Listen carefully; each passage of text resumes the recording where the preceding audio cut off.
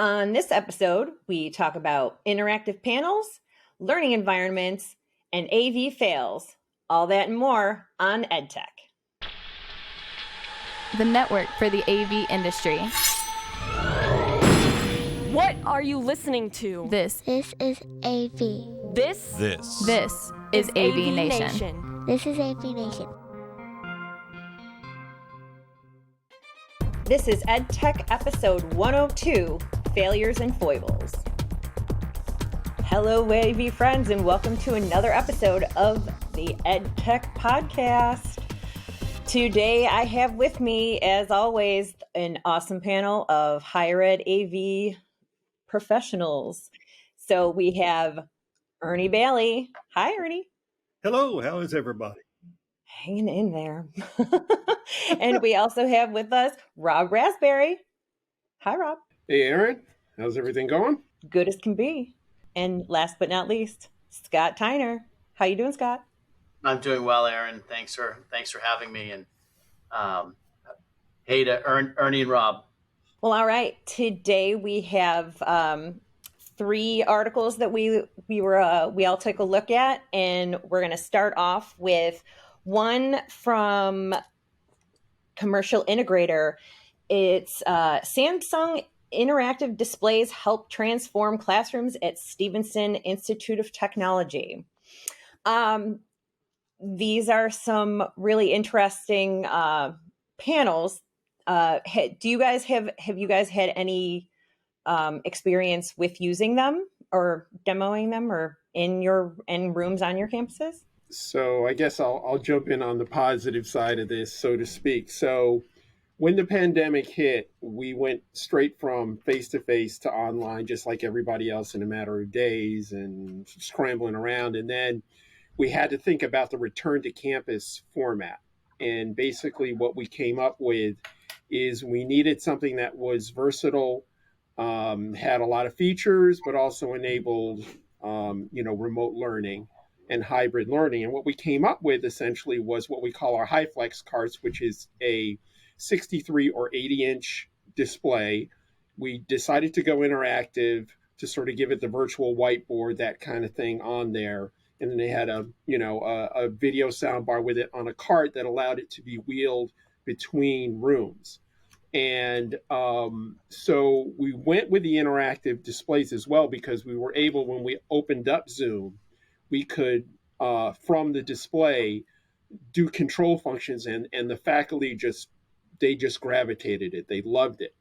And then sort of down the road, we were thinking, okay, well, we can hopefully get our faculty to start using these as whiteboards, electronic whiteboards, and sort of, hopefully move some of them away from the whiteboards that are typically in the classrooms. And of course, we know how that turned out. But one of the good things about it is that we are getting more and more inquiries about how these displays work, how these smart interactive displays work. I would say the usage isn't quite where we want it to be yet, but we find that a lot of the younger professors, younger instructors who are sort of tech savvy are really taking to it, and it's taking some more time. So we're not quite there, but we have between the NECs and the Samsung Flips, we've been getting a pretty good response to it. Rob, I've got a question for you on that. You say you've put the interactive boards on a mobile stand. How does that work? Because when we've tried doing that in the past, the stability is not there for the display. Interesting. So we use the, I think it's a Peerless, and it's an adjustable stand. I'll have to go back and look at the model number, and it's got a very wide base. It is extremely stable. Mm. And what's great is it's adjustable. So if you have a tall instructor, they can raise it up to their height. If the instructor is not tall, they can bring it down. It works really, really well. It's been very stable. I know way back, like years ago, they had these things and you would put a large display on it and it was just sort of shaky. But these Peerless mounts, which we got through Legrand, they have been fantastic. So I'll see if I can, find the model number and send it to you, because they've been great. You can wheel them into small spaces between classrooms. They've been fantastic. Okay, yeah, I've got several, mobile displays very much like what you talked about with the video sound bar on them, so they're quick and easy to use for Zoom or any other conferencing tool. But we have not used any interactive ones for that reason, because when you start writing on it, it moves. So I actually am curious as well, Rob. Do you use these mostly in small kind of seminar classrooms? Yeah, so small to medium. One thing that you can do in a medium-sized classroom is we can take these displays and put them into the input switcher on the podium, and then we can put them out to the other displays in the classroom so that all the students can see. But mainly, it is for small. It could be anywhere from 25 to 50 students in the classroom. And again, we bought about 20 or 30 of these with video audio bars. And essentially what it became was a mobile station that technically an instructor could just put their PowerPoint up, display it up. If they needed to go into Zoom, we had them integrated into Zoom rooms. They would switch modes, connect, and teach their classes, or have a guest speaker and teach remotely. So they've really, at least for what we were trying to do and accomplish, they've worked very well. Yeah, we put together about 15 carts with the flip panels on them, also with a Zoom cart situation. And they did, during the pandemic, they did get decent usage, and we were like, yes, we did it. Now we're gonna, we got this interactive thing going. But then we found, once everyone was back in the classroom, they really didn't use the interactive part of it nearly as much as we had hoped. And so I don't know if maybe that's part of just a pedagogy type thing, that maybe as it becomes more integrated into teaching styles, that it might get a little more use. The one thing that I was thinking about, though, is I wonder if, as opposed to having the large panel at the front of the room that someone would write on as if it was a whiteboard, if the smaller, almost tablet size interactive board would, that would be maybe in podium mounted at the front of the room, so that instructors would be still facing their students while using the board. I wonder if those would be a little more likely to be used. We do those, Aaron, in a lot of our classrooms. We just purchased the Dell interactive monitor with our computers. Turns out it's like $3 or $4 more than the same size standard display. That really surprised me. So, if you're buying a monitor anyway, it's not that much more to make it an interactive one, or write on. And I got a lot of faculty who really like that. Then they'll move into a room that doesn't have one and be surprised. So interesting. I like hearing that. Then I get funding to get that room upgraded. So way to turn that into a positive for your team. Yeah. All right. So we will move on to an article from ravepubs.com. It is another fantastic article written by Scott Tiner, learning spaces. Do you want to intro this one, Scott? Well, you all are the ones who inspire these pieces here, and it's funny that it comes right after the interactive panel, because one of the things I sometimes think about is that there are, even if you include faculty, I think the people that hold our roles know more about the classrooms, know more about how they're actually used. We see them in use, we respond to problems, so we know classrooms really well.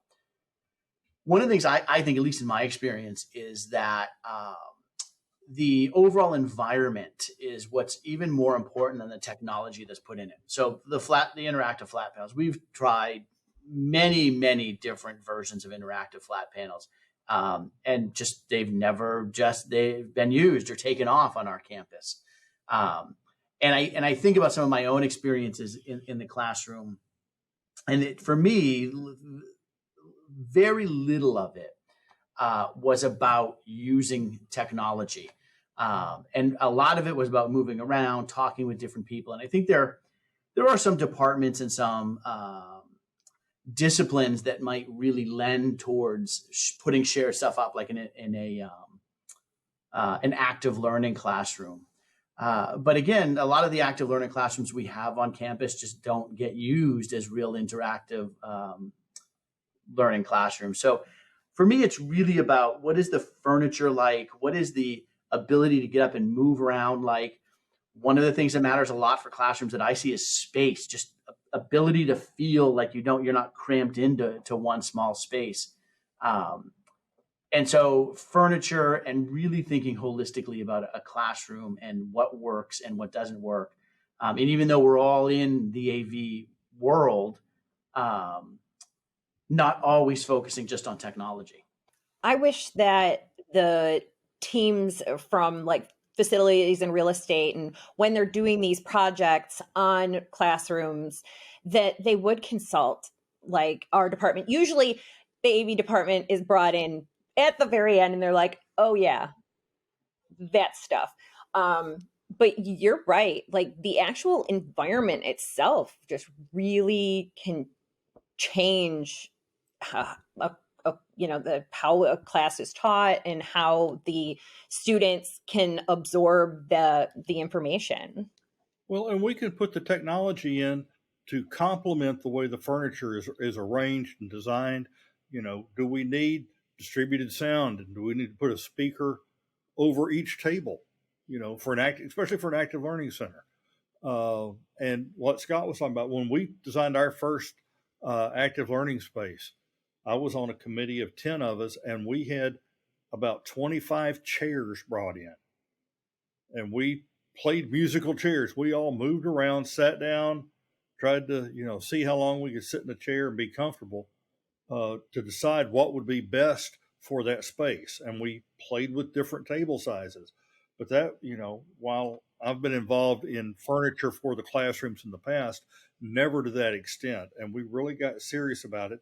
And it's kind of directed some of our other spaces as well now. Even the rooms with fixed furniture, the lecture halls and stuff, we're looking at, chairs that can rotate, 270 degrees and swing around so you can join the built-in table behind you and have little mini team-based sessions going on in those spaces.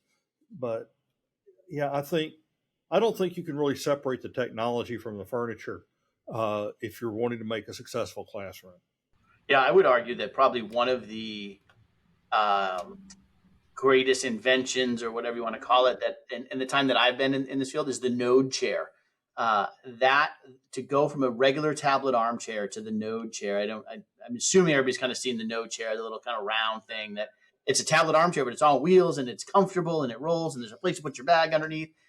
It's like, how many times have somebody designed a room and they put these big heavy tables and these big heavy chairs and like, well, you can move it around if you want. Nobody's ever moving that room around. But the node chair was like, oh, okay, yeah. Here we can actually meet them up face to face too. The problem we get into with those, Scott, is when we have camera presets for learning, so you can point a camera at a certain student, tie it to a microphone call button. It doesn't work when you put those node chairs out there. We have some of those in some of our classrooms, and they're becoming more popular. We were trying to get away from the tablet arm chairs because they're just a nightmare to move, to arrange, to build your technology around. It's interesting because recently we've been looking at trying to find that perfect balance, because you have the classrooms that look great and the tech stinks, or the tech is amazing and the room is just depressing as all get out and it's uncomfortable. The students are, struggling with that. So, we're looking at different types, like furniture that is like sturdy but light, and you can it raises up and down, and you can move it around easily into your focus groups or study groups, but then you can easily wheel it and do it in a typical, standard classroom setting. Going just quickly back to the interactive displays, that's really an added feature at this point. The main thing is that the instructors be able to teach. If they use the interactive whiteboard, that's great. If they don't, the display can work normally as it does on its own. But, Scott, that article is so great because it's an environment. It's encompassing, like you said, the technology, the furniture, the ambience, the lights. If the lights stink in a room, if you can't see, the board or it's in your eyes, that's not good for learning. So you're absolutely right. Another wonderful article. Yeah, Rob, like you brought up something that I had just written down too. Lighting. Lighting is one of those things that I feel like is an afterthought. If a room has any sort of like distinct control or zoning at all, it's usually done terribly. And with potentially no real thought as to how the zones are laid out. And then it's just terrible lighting to begin with. Just the color temperature tends to be more sterile, almost like not a warming environment. It's just, you walk into a room and it's like, I'm in a cement box. This is lovely. And it's not conducive to learning. And then, the facilities people will buy whatever lamps they can get on sale. And you have 4 different color temps in your room. Oh gosh. And they say light is light, Yeah, or how about the HVACs that make noise? Yes. And you get complaints nonstop from the faculty of, how come those speakers are making noise? It's like, it's not the speaker that's making noise. Right. It's an environment, and it's amazing how all these things tie in. And on occasion we get lucky and we have something that goes just right with an entire building and we're involved from start to finish. But there's economics at play, and when you build a building, you got to put as many classrooms and as many offices in there as you can. And so it doesn't always work out the way we want. But it's crazy, all the little things that can take place. And then there's always the conversations of aesthetics. Like, does it look good? Like, well, but there should be a balance. Like, it should look good, but it also should be comfortable and usable. And, everybody it should work as opposed to just, it looks nice. Yeah, it's amazing. And I know, again, my experiences are different. They might be graduate school or whatever, but a room that's designed in a way that if you have to get up and go to the bathroom, or even with COVID and everybody sneezes in a room and everybody looks at you, you're going to get out and go cough. Like, you don't have to interrupt the entire room to scoot out of your way as you try to get through tables and chairs and hit them in the head with a backpack, and there's room to get up and leave and then come back. Absolutely. I think there was recently a master plan for classrooms. They did an assessment of rooms, and I've yet to be privy to that information. But I can't wait to see what what they come up with. But I think that a lot of the information that could potentially come out of that is that the sizes of the rooms, because there are so many of these small rooms, and then there's so many of these really large lecture halls, and it's like so many of the classes actually kind of need to be in the middle, but they're always like trying to cram as many chairs in because they want to have people, be able to support lots of students in a classroom. But if there's not enough space, then it'll be interesting to see what sorts of ideas might come out of that and how they could solve some of these issues. Yeah, that would be interesting. I think actually one of the proposals potentially might be to join 2 rooms together. If they're 2 small rooms, they happen to be next to each other, just knock down the wall in the middle and make it one larger space, which is an excellent idea. except for the fact that there's already so many classes that they're trying to schedule into these spaces that then that's one less room that they can schedule. So it's kind of like trying to keep that balance. Well, that's better than the we're going to put a partition between these rooms, and just from class to class they can slide a partition and move chairs around, and it's like, whenever somebody talks about partitions, I'm like, no, Yeah. Either the discussion's ending or I'm leaving the room. One of those two things is going to happen. Right. Yeah, that's definitely something that sounds great in theory until it's in use, and then someone's like, yeah, that partition is either going to always be open or always be closed, because nobody's gonna really want to shuffle it back and forth. Exactly. I've got a room or two rooms actually that are actually large lecture halls. They're old 1970 style amphitheaters. They're real steep, and they're both dividable. So, and one of the motors has finally died and it's irreplaceable. They'll have to tear off the whole system. The wall, the partition is 3 stories tall. So it goes right down the middle? It goes right down the middle. Wow. It's motorized. It's motorized. It takes somebody with a hand on a key holding it for 95 seconds to do it. Wow. I've never seen it. That seems amazing to me. It's a big wooden wall. It's actually got insulation inside it for sound absorbing. But like I said, one of them has died, and now the room is no longer dividable. Now, is it closed open, or is it like stuck open or stuck? It's in the open position, and the other one is questionable. So we may leave it in the open or maybe in the closed position once it finally fails. But, that room is no longer schedulable the way it was. But yeah, we do not like partitions. They're nothing but trouble. You have me fascinated, Ernie. I want to see a video of this room. Seriously. Okay. Again, field trip.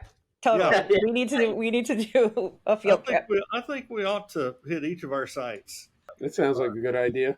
I agree. Yep. We'll hit Scott at the end of the spring semester, right? Or the beginning of the fall semester. You might, fall would be very nice, or early midsummer would be a little. You don't want to be up here in January. I can guarantee you. No. Although Rob's not that far, he understands. Go for the good weather. Right. We already just kind of hit upon an AV fail, but the last article that we took a look at, which wasn't really much of an article, but it was basically commercial integrators did a call for AV fails, and to send in them some photos or stories of various fails of this year. What is your favorite or worst AV fail that you've encountered? I can't match the ones that are in that article. They're pretty darn good. I mean, it's like some of the worst things I run into is, you walk in, your podium's not powered up. What's going on? The instructor says, I didn't do anything. I didn't touch anything. Nothing's going on. Nothing's working. And you're trying to look at wires and everything. And then you realize they shut the power off on the AC strip at the back of the podium. Somehow they got to that. Yeah. But the ones in this article, I don't know if there's any way to put a link up for it. That projector duct tape one is beautiful. Yeah. I got to hand it. That's ingenuity right there. Yeah. And a lawsuit waiting to happen. But yes. One that we had here, it doesn't really fit into these types of installs, but in the early days of whiteboards, we had a new research and education building go up, and they put a projection screen right in front of a whiteboard, saying the instructors can raise and lower the screen when they want to write on the whiteboard. Well, within the first 45 minutes, someone had a white screen and forgot that it wasn't a whiteboard, and had used a green marker to write their notes. It's crazy what people do. Ours wouldn't fit in one of those pictures either, but we trying to make this is actually a long story. I'm going to make it very short if I can. Is we have a field house that we would do dinners in or presentations. Like we would always be hiring companies come in and do stuff. So we put a projector in it, and the projector we had to be put on an elevator lift to come up and down out of the ceiling. And so we actually had to hire a company to weld it up there and to create a little structure to put it on. So they showed up to do it, and they've got a big man lift to bring them up there. So there's two guys, and the whole apparatus is on it, and the man lift won't move. It's too heavy. So one of the guys gets off. The other guy starts lifting, going up on it. This other dude starts climbing up the side of the man lift as it's going up in order to get back into the basket. And at that point, I was like, no, I'm actually leaving. I'm not having any part of watching this because we'll all be fined and cited. Then 5 years. So we spent, I mean, as you can tell, that was probably a $10,000 installation right there just for the projector. About 5 years later, we go into the field house to set up for an event that's coming on. And we had done such a good job of putting this in the ceiling and hiding it that the baseball team had come in and put up batting cages. And the projector couldn't come down anymore. So after all of this, we now have like a $10,000 projector up in the ceiling that won't come down. And the question is, which is cheaper now, to take all the batting cage stuff back down, to do something different? It's fun. Oh my goodness. Yeah, that is a classic example of nobody talking to anybody else before going ahead and doing something like that. Oh, geez. Yeah, I don't have, at least not this year. We haven't done a whole lot of installs this year. So, but we did have one of those, nothing's working in this room situations. And somehow the floor box that the podium was plugged into lost power. And so we were just like, what's going on? And ended up plugging it into a power strip and plugging it in elsewhere in the classroom. Totally working. Great for now, put in a ticket with facilities. And then like the next day get a call from the room and they're like, nothing's working. And we're like, what is going on? Somebody had gone and replugged it back into the floor box and took away the fix, and without it actually being fixed. So like, oh, that's a definite fail. Yeah, that's a you got to think about what you're doing a little more, huh? Yeah, I mean, it's always the people that they think they're being helpful, like by turning off the power in the podium and stuff like that. And yeah, no amount of put right next to that switch is still apparently way too tempting for those who are, I guess, power conscious. They want to. We had a rack in one of our spaces once, and for some reason it was after hours we could use a lot, and students would use a lot. And no matter what we did to this rack, people would find ways to turn stuff off, to take. So we had a person that worked, and might have been not always the say things the best way. So he wrote a note, and it like went right down the rack. It was like, unless you have 25 years of AV experience, do not, big use letters, do not touch. And actually, it was effective. People stopped touching it. Maybe that was my no was a little too brief. So maybe next time I'll have to make a bit bigger of a statement. It's like a low tech solution to a high tech problem. Sometimes the simplest thing works the best. We had a situation in the early days of networking. We had an instructor who needed to show some animation he had on his computer in his office, which was several buildings over. And this was back in the early days of Jazz and zip drives. And we could not fit his information on a Jazz drive. All we could do was, we did have new networking run from our education building all the way back over to his building and his office in the research building. We did a test of it the night before. We knew how long it took to download and get everything connected. Came in the next morning. He had an 8 o'clock lecture. We had left everything connected. Could not log into his machine. Spent 15 minutes. He finally just said, I can give this lecture with no images. He sat down on the floor of the stage and gave a 90-minute lecture to his students. It was beautiful. Did a great job of it. When he got through, he said, let's try this again so in case I want to do it again. And it worked perfectly. Well, we spent a half day trying to figure out what was wrong. The next morning, we figured it out in that this was before network closets, and there was a network hub. Before switches, we had a hub, and it was set up at a business administrator's office. And she came in at 9 o'clock in the morning, but when she left at night, she turned off her power strip. So there was no network connection anywhere into her building. That's a whole lot of power to give someone. She thought she was being very efficient and doing what she was supposed to be doing. She turned off her power strip so she wasn't drawing power. Well, nobody was getting network. But back in those days, no one knew they weren't getting network, Well, this has been very fun. Yeah. Right? What a fun, light way to end our discussion for the day. So thank you so much, guys, for joining us again for another installment of EdTech. And Ernie, how can people get in touch with you? You can usually find me on LinkedIn. That's the best way. And Rob, how about you? What Ernie said, LinkedIn. And Scott?